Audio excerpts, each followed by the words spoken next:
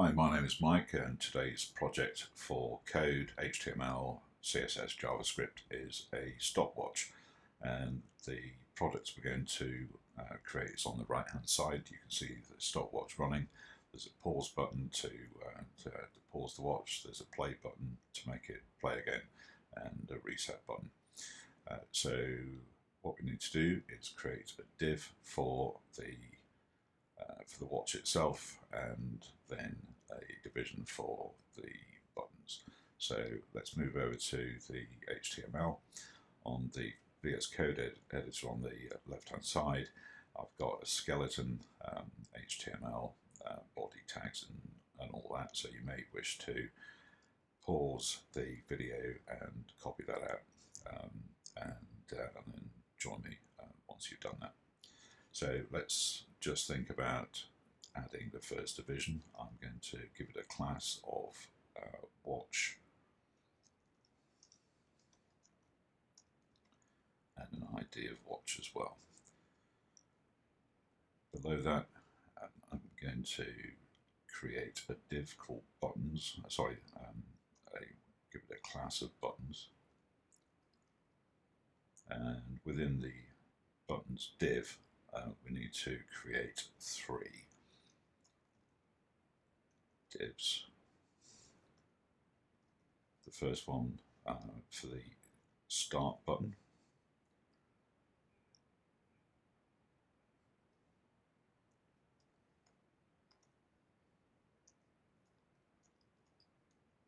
next one is the pause button, and final is the reset button.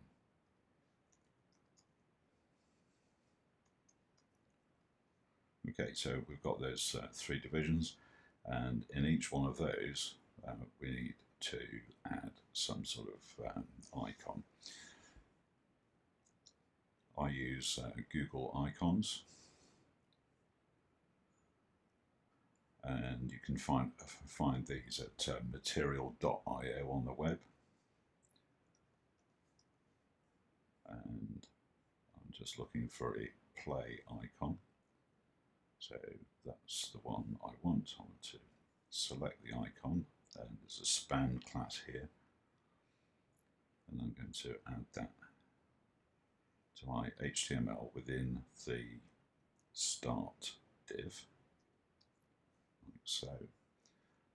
And it's not just the span class, because we need to go to the instructions of material.io and find on the web page the link that we need to add to our head section.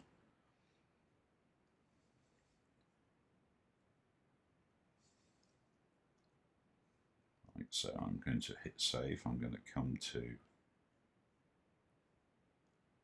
that there, and you can see the play, what will be the play button. It's just an icon right now.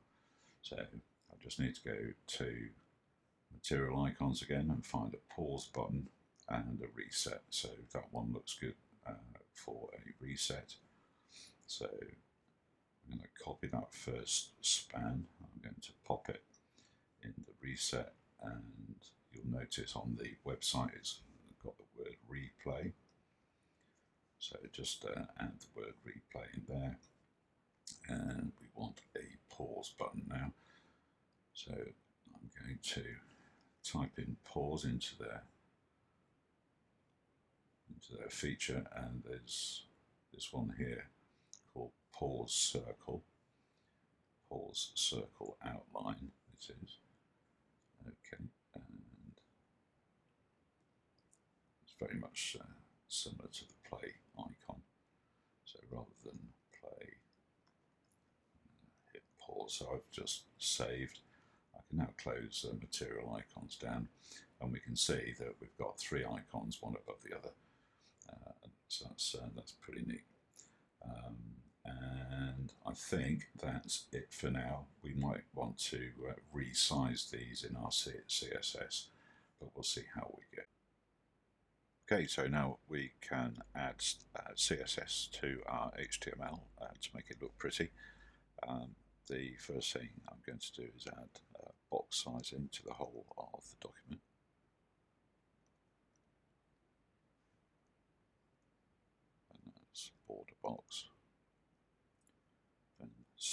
the whole body. So we'll give it that nice background colour, which was mid-grey, so hashtag 444. And just looking around at colours and whatnot, I think a nice, like it's off-white or beige, will do the trick. And then we want to center everything, so I'm going to use flex, and because I want the watch and then the buttons underneath each other, what I'm going to do is use flex direction column. The default, by the way, is flex direction row, and then I want things aligned to the center. So that's looking good. And let's style the watch bit now, which is all the zeros. I'm just going to zoom in, so whoops, not zoom into the browser so you can see what's happening. Now, because we've got a class of watch in the HTML, so it's dot watch, and let's go font family. Let's go Arial for now, and we'll see how that looks like. We'll give it a nice big size. Font size, whoops. Font size 2.5 rem I'll go for. I'm going to hit save, so that's looking nice. The numbers have gone big. And let's give it a margin. Just push it down a little bit from the top. I'll go 10%. So that's looking nice as well. So that's the watch bit styled. And now what I want to do, don't forget these icons are all in one div, which has a class of buttons. So dot buttons in curly braces. So I'm going to push those down a bit as well. I'll give it a margin top. I'll go another 10%. Just want to push those buttons down a bit. I'm going to hit save, so they've gone down. Now, what I want them to be displayed as, I want them left and right, not up and down. So I'm going to use flex again. Oops, not none, otherwise we won't be able to see them. Display flex and justify content and center. And hopefully that'll center them all. And finally, when we hover our mouse over the buttons, I'd like a cursor to be shown, and we'll go pointer, so I'm going to hit save. And that's looking nice, and if I hover my mouse over each button, you get that little pointer appear, which is looking nice. Okay, however, what I want these buttons to do, I want them a bit bigger, and I want them sort of spread out, because if you were going for one button, say with your finger on the phone or your tablet and whatnot, if they're too close together, you can hit the wrong one. So let's consider sort of resizing and sort of spread them out a bit. So if we look in our CSS, each one has got material icons, and one thing I hadn't shown you earlier on is this MD48, okay, which I've added. It's one of those things that's peculiar to material icons. You just need to have a look at the documentation if you really need to. But take it from me, if you want to resize material icons, then that's what you need to do.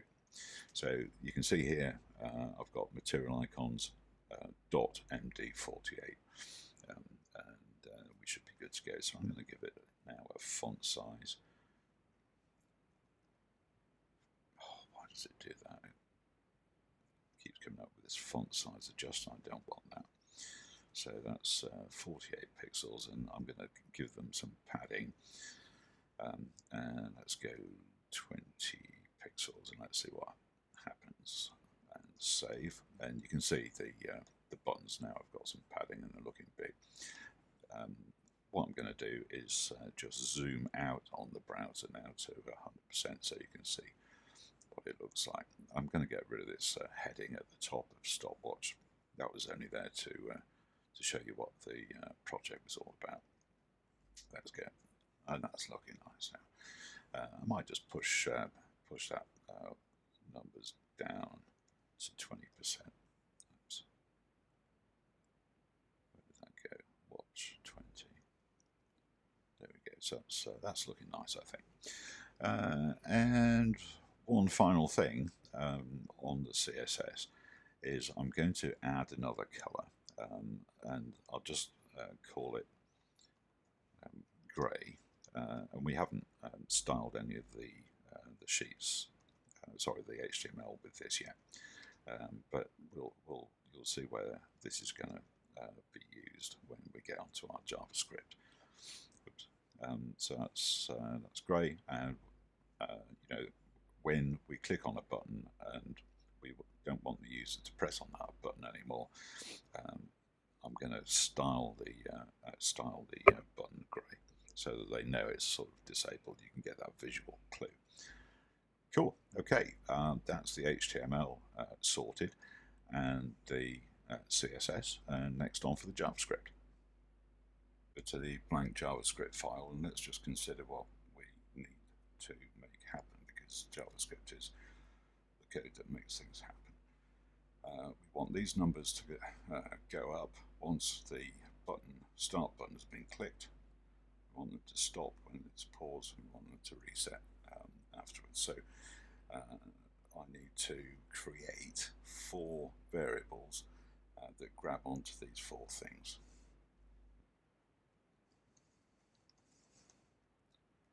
So first of all is the watch itself. Oops, equals.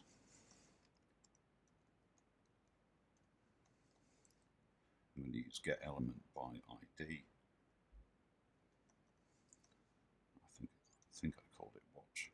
Let's go over to the HTML, and yes, I did. I called it watch.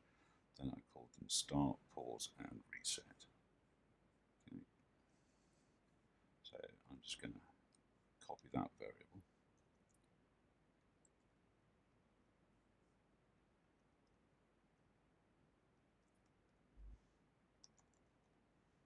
Start. The next one was pause, and the last one was reset. Good. Okay, so those are the variables, and I'll be adding event listeners to the bottom 3 shortly. So I need to add other variables now. I'm going to use the let word, basically, because these are going to change over time. I'll call one timer, the next one hours, then minutes, and then seconds. So when the code first works, we really want to initialize the whole thing. So I'm going to create a function called initialize. If you're from America, you might want to add a Z rather than an S. So the counter itself, we need a counter to sort of add numbers to. So I'm going to give that 0. We want hours to be 0, and we want minutes to be 0 as well. Why can't I type? And then seconds to be 0. Right. So good. And then what we'll need to do is call that function so that when the page loads, initialize is the first thing that the JavaScript will do, and it'll add all the zeros to our variables. So that's looking nice. So how on earth are we going to get the numbers to climb upwards every second? So we'll start with a function, let's call it increase seconds, because that's exactly what we want to do. I always like to name my variables what I want them to do. So in this instance, increase the seconds. So when we start out, the seconds will be 0. So we want the counter to increase by 1. So plus plus. And then we need to calculate hours, minutes, and seconds. So don't forget the clock works on 60s. Now, the internet also works on milliseconds, which is all a bit of a kerfuffle. To display the correct hours, we want a whole number. So I'm going to go parseInt and then math.floor. What parseInt is doing is ensuring that a number is within the code, not a string. Math.floor will round it down to all the sort of first integer, if you like. And then we want the counter, i.e. the number that's climbing every second, and we want to divide this by 3,600. Okay. The reason for that is 3,600 seconds in an hour. So there's something wrong. Oh, I see. I've got a parenthesis missing, and I could tell something's wrong because that colon there was underlined in red. Okay, that's hours. Let's go to the minutes, and again parseInt, and math.floor. Now for the seconds, we're going to have a look at the counter and then modulo 3,600, because if it's a really big number, we want to get rid of the hours, and then divide that by 60 to get the minutes. And then seconds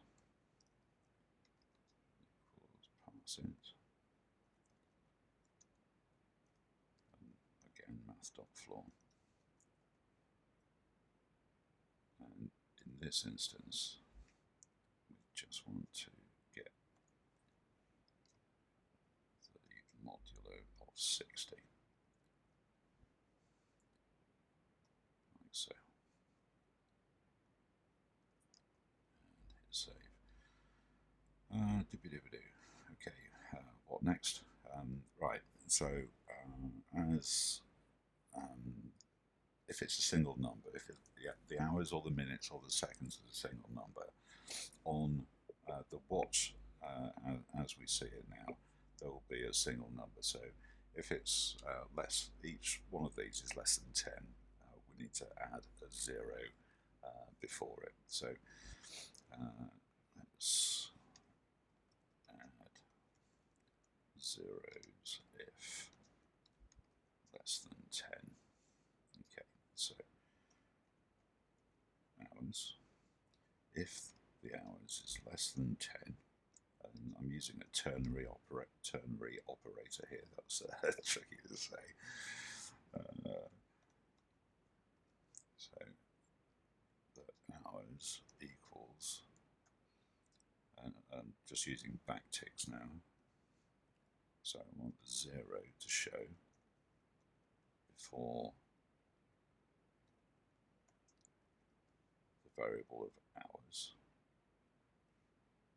And so if hours is less than 10, hours equals 0 hours, else hours equals hours.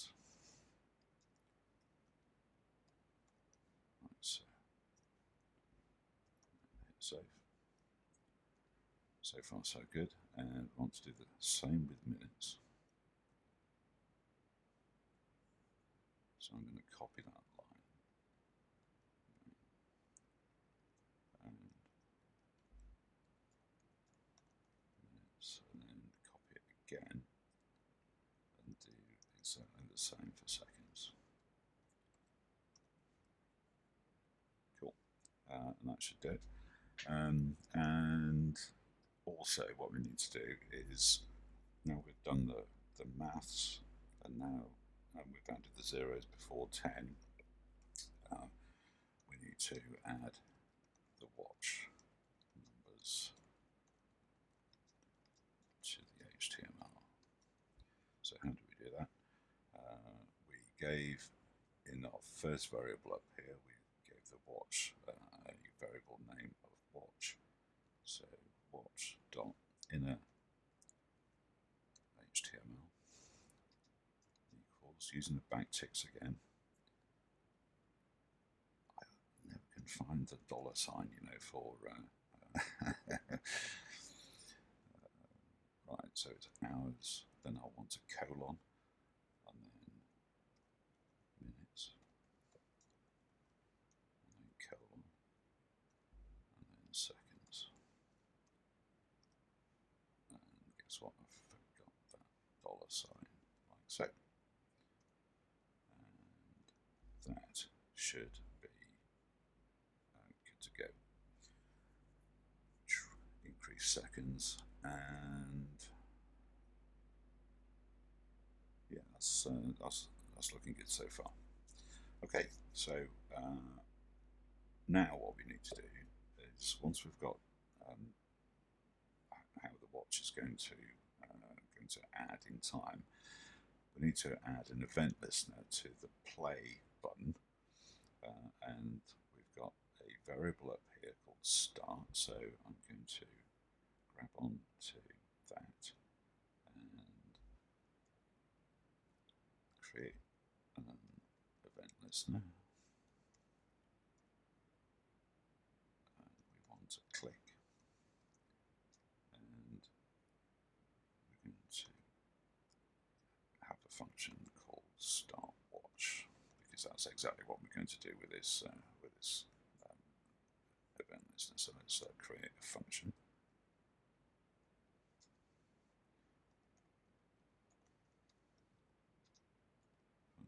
Called stopwatch, and then what do we need to do?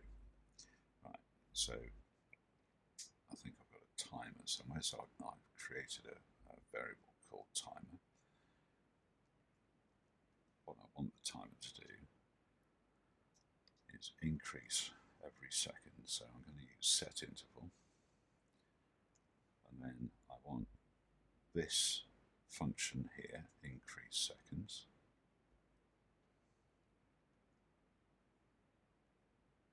into that set interval, and I want it to occur every second. And remember I said that the internet works on milliseconds, so 1,000 is milliseconds. Is there anything else I wanted to do? Right, okay, so I'm just going to hit save and come over to the watch, and I'm going to also zoom in a bit so you can see what's going on. So if I hit save now, or hit play, then excellent, the watch starts. But if I hit play again, you see that the numbers are all funny. They're going up in like sort of 2-second jumps. If I press it again, it goes even more wacky. So we need to stop the user hitting play more than once. Okay, so what are we going to do? I'm just going to hit reset there because that's getting on my wick a bit. When we start the watch, not only do we want the timer to go up every couple of seconds, but also we want the start button to not be clicked anymore. So now I'm going to remove the event listener.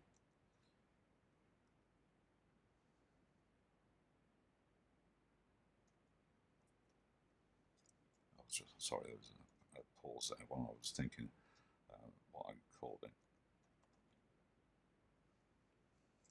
Stopwatch. And now, remember I mentioned that grey colour in our CSS. I want the button, start button. I'm going to add, I want the style. So, okay, so style. Style dot color equals grey. There we go. So I've hit save. So let's see what happens on the right hand side. So I'm going to hit the button. The clock is working.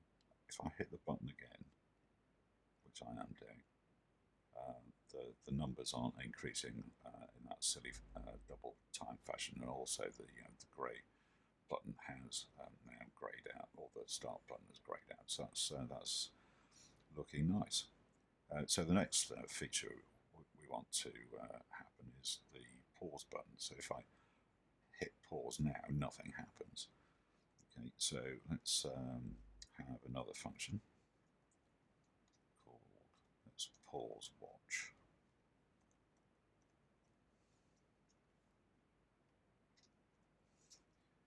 And let's consider what we want to happen. I've spelled pause watch wrong, so pardon me. So if we click the pause button, we want the numbers to stop moving, and we want the play button to become active again. So how do we stop the counter counting upwards? Well, we use the clear interval, and what do we call it? It's this variable here, the timer. So we want to clear the interval on the timer, so that should do it. Also, we want to have the start button event listener added again, and we want to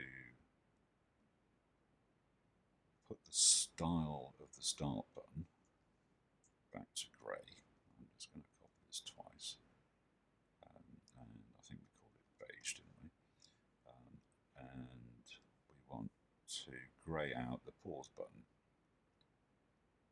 Let's see what we called it. We called it pause. Okay, so that should be the pause button done, and let's see if it works. So on the right hand side, I'm going to hit play. Click play. The time's sort of going up and grayed out. I'm going to click pause now, and nothing's happened. Okay, and the reason for that is I haven't I haven't added an event listener on the pause button. So let's come down to the bottom and add the event listener.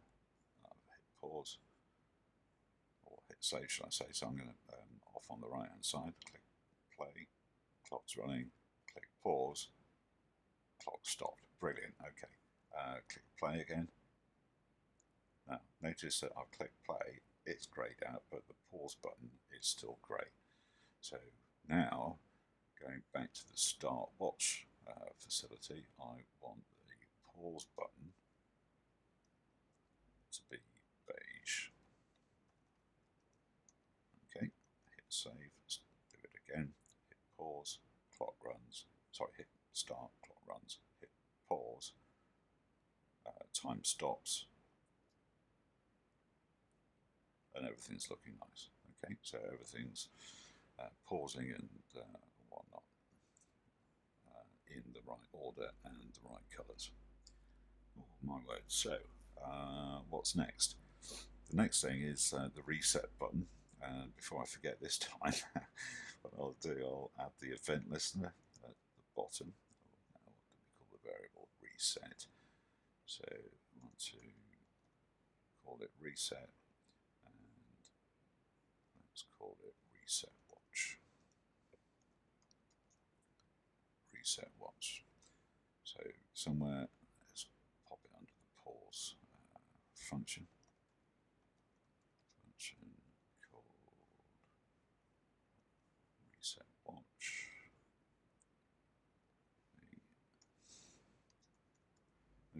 So what do we want the reset function to do?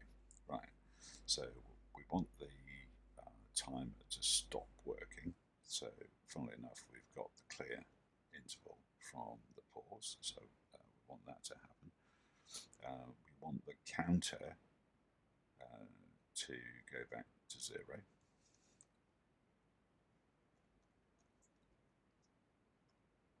Counter now equals 0.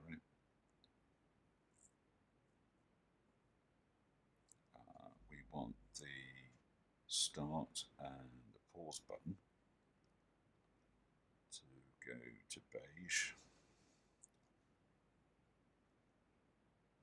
And we want to, add the event listener, the start event listener, to be available again. Because otherwise it'll be grayed out and nothing, sorry, not grayed out, but the event listener won't work. Let's hit save. Let's see what happens. So I hit play. The number's going up. I'm going to hit reset. Okay, so that's worked nicely. However, you'll see the numbers have not reset. So let's go to reset button. I want the inner HTML. Do we have inner HTML? So we want, it's good to paste what's, and I want it back to all the zeros. So, and hit save. So coming over to the browser again, hit play. Numbers are going up. Hit pause. Numbers have stopped. And hit reset. Boom. The numbers are 0, and all the buttons have gone back to beige. So that's really nice. So I think one thing that would be useful is to put the start event listener into the initialize function. So my final throw of the dice on this is to do that. So I'm adding the start event listener for the start button in the initialize, and therefore it will be called at the very first instance. So hit save, it plays, the clock's going up, the pause button is grayed out, hit pause, the play button becomes active, the pause button is inactive, and then I'm going to hit reset and everything goes back to 0, and the 2 buttons on the left hand side work. So hey, that was a quick demo of how to code a stopwatch with HTML and CSS and JavaScript. I hope you enjoyed it, and please play around with the stopwatches. And I think the next one I'll do is a Pomodoro clock, which counts down instead of counting up, and we could really use the same code and just tweak a few things. So that'll be the next video. Thanks for watching. My name's Mike, and if you liked it, hit like, and if you'd like to see more, please hit subscribe.